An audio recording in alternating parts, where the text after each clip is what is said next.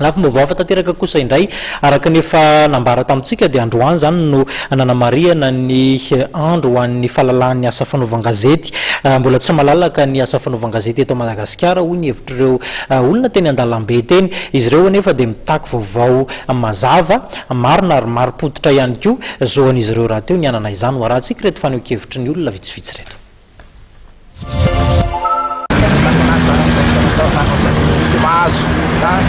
sy mahazo fahalalana zany e sisy fahalalana misy raha hoe fahalalana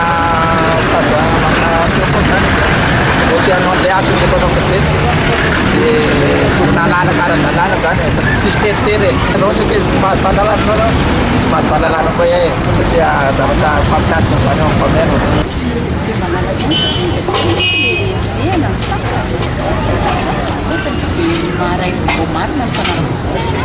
ny etaetanay zany dia mipilazana zavatra marina ho an'ny vahoaka rehetra satria mitokatra an'ireo liana zavatra marina ohatraireny liana hoe zavatra vaovao marina mba avoaka amin'ireny na miretratsika ny aretim-menena zany na ny aretim-pakapobeny amin'ny fanifalena